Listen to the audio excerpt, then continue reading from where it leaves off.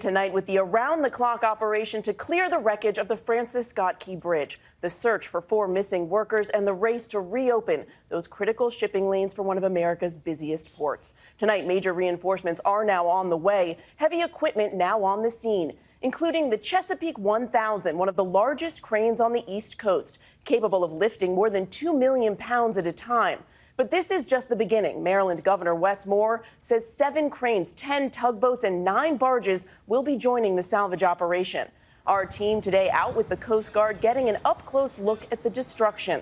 Part of the bridge draped across the bow of the ship, massive amounts of debris, making it near impossible for dive teams to search for those 4 road crew workers who were on the bridge at the time and are now missing and presumed dead. Salvage crews are now trying to clear the shipping channel and resume traffic in and out of the port of Baltimore, as President Biden says he will visit the site next week. ABC's Elizabeth Schulze in Baltimore leading us off.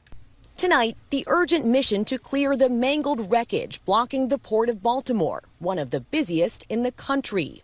This colossal crane, one of the largest on the East Coast, now on scene, capable of lifting 2 million pounds at a time. But it's going to take more than that. This is just one of 4 heavy lift cranes that will begin removing what's left of the collapsed Francis Scott Key Bridge. Crews preparing to cut the twisted steel and carefully remove the massive chunks piece by piece before refloating the cargo ship Dolly, clearing the channel and reopening the port. We can now see the cranes that came in overnight. They have a painstaking task ahead, lifting those pieces of steel from the river and clearing the debris.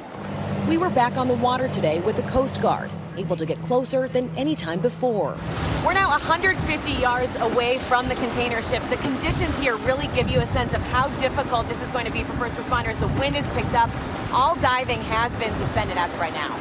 The bodies of 4 construction workers still trapped in the underwater wreckage. We know there's at least one vehicle, larger in size, that is completely encapsulated by the structure.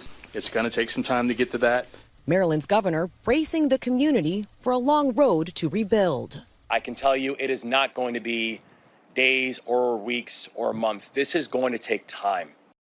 This will certainly take some time. So let's get right to Elizabeth Schulze live on the scene there in Baltimore. And Elizabeth, the federal government is approving $60 million in emergency funding. And now President Biden is planning a visit. Mary, President Biden says he'll visit Baltimore next week, and he's vowing that the federal government will cover the entire cost of rebuilding the bridge. Those $60 million in funds will help cover initial costs. The full project could be billions and take years to complete. Mary. Elizabeth, following this story for us all week. Thank you. Hi, everyone. George Stephanopoulos here. Thanks for checking out the ABC News YouTube channel. If you'd like to get more videos, show highlights, and watch live event coverage, click on the right over here to subscribe to our channel. And don't forget to download the ABC News app for breaking news alerts. Thanks for watching.